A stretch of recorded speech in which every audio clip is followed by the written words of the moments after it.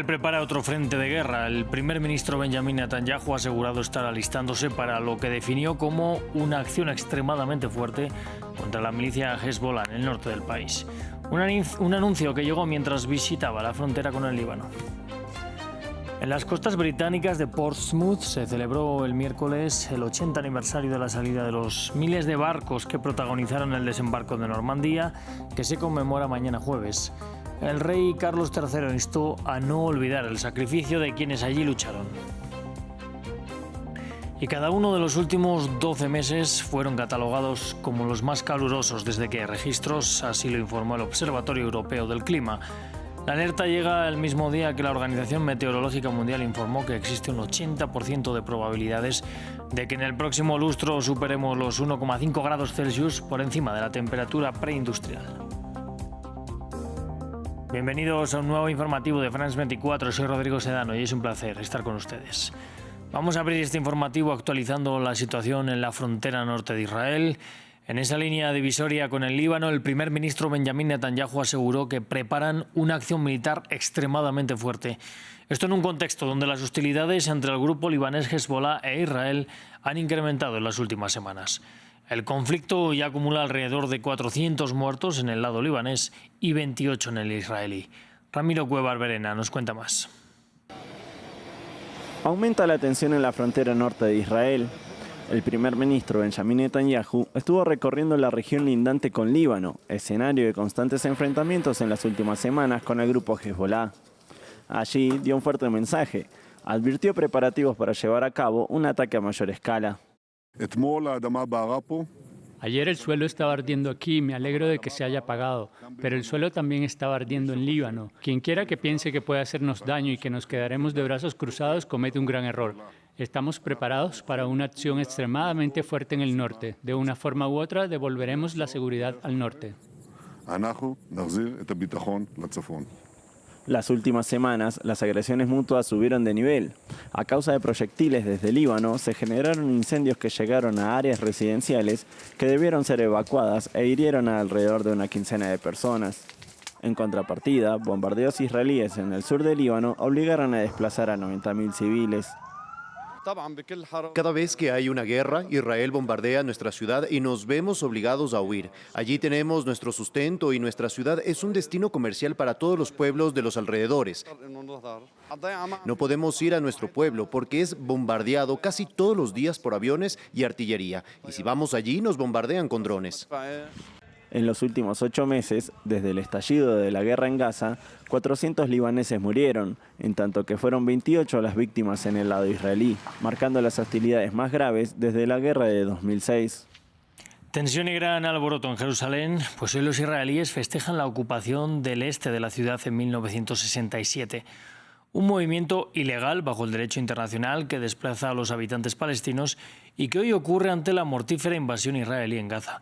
El momento de mayor violencia física y verbal es el de la Marcha de las Banderas, donde unos 40.000 ultranacionalistas judíos claman eslóganes de odio contra los árabes y a favor de la ocupación.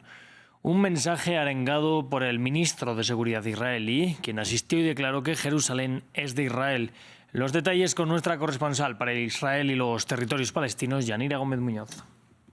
Esta marcha de las banderas que cada año celebra la captura y ocupación israelí de Jerusalén Este en 1967 se da mientras Israel sigue invadiendo y atacando Gaza por octavo mes.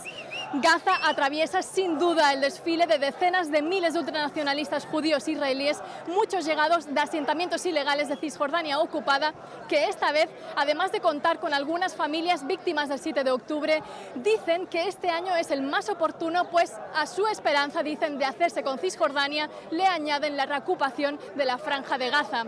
En esta línea, el ministro de Seguridad israelí, Itamar Ben-Gvir, los arengó a que desde temprano reivindicaran que Jerusalén y la explanada de las mezquitas son suyas, y a ese recinto que según el statu quo está reservado al culto musulmán accedieron temprano hasta 800 extremistas judíos. Un mensaje provocador al que se suman los habituales cánticos racistas y supremacistas contra los árabes y el hecho de que el gobierno de Netanyahu haya decidido mantener esta puerta de Damasco como ruta para el desfile hasta el Muro de las Lamentaciones, ya que pasa por el barrio musulmán de la Ciudad Vieja y obliga a muchos palestinos a resguardarse en casa casa y cerrar sus negocios. Además, horas antes, algunos participantes agredieron a comerciantes palestinos y también a periodistas y se enfrentaron verbalmente con algunos activistas israelíes movilizados para registrar sus actos violentos en la jornada. Un ánimo que en esta puerta se está sintiendo con gritos y lanzamiento de objetos a la prensa y carteles contra la Corte Internacional de Justicia y también España, Noruega e Irlanda, acusándolos a todos de cómplices de Hamás. Si en 2021 esta marcha contribuyó a un conflicto de 11 días entre Israel y Hamás y siempre se teme que incite un nuevo enfrentamiento, este año la realidad ya es sangrienta de por sí, tanto en Gaza como en Cisjordania, y los ataques cada vez mayores entre Israel y Hezbollah en el Líbano. Hablamos ahora de la guerra en Ucrania. Los ataques a la infraestructura energética del país que Rusia lleva a cabo desde hace meses ha llevado a continuos apagones desde el mes de marzo. Ahora la capital Kiev está viviendo una nueva ronda de estas fallas en el sistema energético, sobre el que nos reporta nuestra enviada especial Catalina Gómez Ángel. La memoria del invierno del 2022 vuelve a revivir en gran parte de Ucrania, especialmente en las grandes ciudades y especialmente aquí donde nos encontramos en la capital Kiev. Los apagones extensos y larguísimos vuelven a ser parte de la vida de los ucranianos, y esto desde que Rusia volviera a intensificar los ataques contra la infraestructura energética del país. Comenzaron en marzo, se hicieron mayor aún en mayo, especialmente el 20 de mayo, cuando atacaron algunas de las plantas de energía eléctrica más importantes del país. Ahí comenzaron los cortes, empezaron a racionar. Sin embargo, esto se ha hecho aún mayor en los últimos 2 días, después de que durante el fin de semana Rusia lanzara un gran ataque en diferentes partes del país, con más de 100 drones atacando infraestructura eléctrica. Esto ha llevado a que algunos sectores de esta ciudad, por ejemplo, tengan entre 15 y 16 horas de corte de energía. El sonido de las plantas eléctricas vuelve a ser parte del escenario de la ciudad para que los locales o algunas viviendas puedan seguir funcionando, y lo que dicen quienes están a cargo de proveer la energía en el país es que esto pues podrá incluso ser peor si estos ataques contra la infraestructura continúan. Sin embargo, aquí todo el mundo es consciente de que a pesar del calor que ya hace, a pesar de que en Ucrania ya ha comenzado oficialmente el verano, que comienza el 1 de junio, lo más difícil llegará en invierno, y hay una gran conciencia de que posiblemente no habrá tiempo ni estarán en capacidad de arreglar y poner en funcionamiento estas plantas que han sido atacadas. Y continúan las conmemoraciones por los 80 años del llamado Día D. Este miércoles en las costas de Portsmouth, veteranos del desembarco de Normandía y autoridades políticas se reunieron para evocar la salida de los 5.000 barcos de las fuerzas aliadas hacia las costas francesas. La operación del Día D tendría lugar el 6 de junio de 1944 y marcó el inicio de la liberación de Francia de manos del nazismo. En la ceremonia estuvieron presentes el primer ministro británico Rishi Sunak y miembros de la familia real. El rey Carlos III instó a no olvidar el sacrificio de quienes lucharon aquel día. It is our duty to ensure that we and future generations. Es nuestro deber garantizar que nosotros y las generaciones futuras no olvidemos su servicio y su sacrificio para sustituir la tiranía por la libertad. Nuestros derechos y la libertad conquistada a un coste tan terrible conlleva responsabilidades para con los demás en el ejercicio de esa libertad. Las acciones aliadas de aquel día garantizaron que las fuerzas de libertad se afianzaran primero en Normandía y luego liberaran Francia y en última instancia a toda Europa del dominio de un totalitarismo brutal. Y mientras recordamos con humildad, orgullo y gratitud, no olvidemos nunca que los soldados que lucharon en la campaña lanzada desde este lugar procedían de 30 naciones de todo el Reino Unido, la Commonwealth y los países aliados. El desembarco aliado en Normandía ha sido recordado por las historias de heroísmo frente a la adversidad, pero este año también se recuerda el lado más oscuro del Día D. El presidente de Francia, Emmanuel Macron, encabezó el tributo a las miles de víctimas civiles que dejaron los bombardeos aliados. Ciudades enteras fueron arrasadas en la lucha por abrir un agujero en las defensas de Adolf Hitler, causando la muerte y el sufrimiento generalizados de personas inocentes. Una de estas ciudades fue Saint-Lô, objetivo de la ofensiva aliada. Es el 6 de junio de 1944, y mientras miles de soldados aliados asaltan las playas de Normandía, la esperanza de la victoria se extiende a pueblos como Saint-Lô. Pero la historia le daría a este pueblo francés una suerte diferente. Los supervivientes, como Ais Faubel, recuerdan los bombardeos como si fueran ayer. Tenía 6 años en aquel momento. Mis abuelos vivían aquí, vivían justo enfrente. Salimos de casa y todo se derrumbó. Desde las 8 de la noche, los bombarderos británicos y estadounidenses redujeron la ciudad a escombros.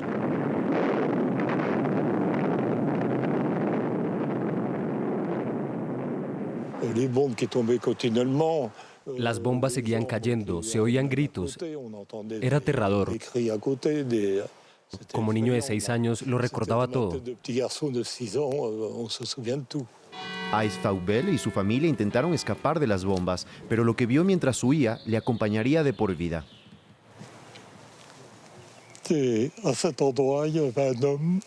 Aquí había un hombre que gritaba, le habían arrancado la pierna. Ese es el recuerdo que tengo, aún puedo verlo. La ciudad era un importante cruce de caminos y centro de transporte. Para los aliados, los objetivos estratégicos prevalecerían sobre el coste de la vida civil. Pero en los altos rangos del ejército estadounidense había reticencias. Al final, deciden lanzar panfletos advirtiendo a los residentes que se marchen. Desgraciadamente, debido a las condiciones meteorológicas, los panfletos cayeron muy lejos de sus objetivos. En Saint-Lô cayeron a decenas de kilómetros, en pueblos más pequeños. Esto significa que cuando las bombas estadounidenses empiezan a caer a las 8 de la noche, la mayoría de la gente está todavía en casa. Por eso, el número de muertos fue tan alto. Esto fue lo que quedó. Se cree que hasta 500 personas perdieron la vida. Muchos de los muertos nunca fueron identificados. Aquí dice huesos. No sabemos de quién son los restos. Los encontraron en el hospital. Fue muy doloroso para los supervivientes. Tenían miedo, sufrían, no querían hablar de eso con sus hijos. Fue demasiado duro para ellos. Ais Faubel tardó 80 años en hablar de su experiencia.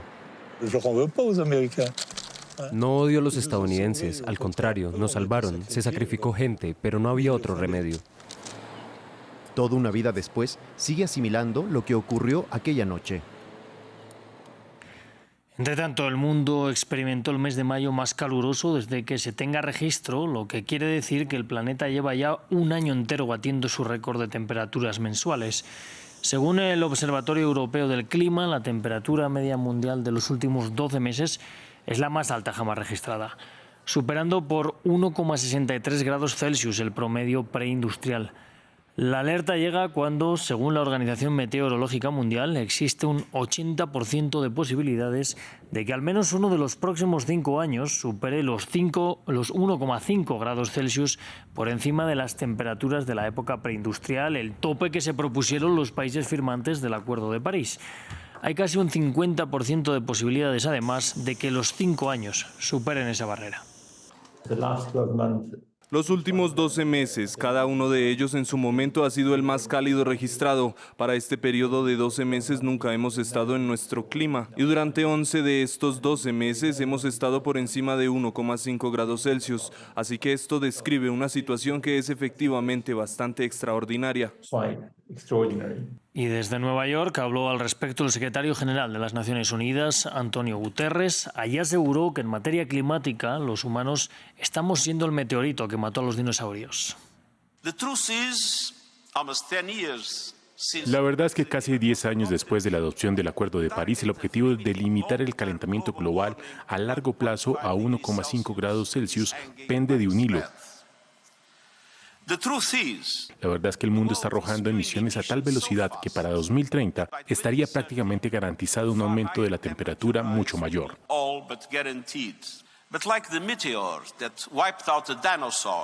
Pero al igual que el meteorito que acabó con los dinosaurios, estamos teniendo un impacto desmesurado.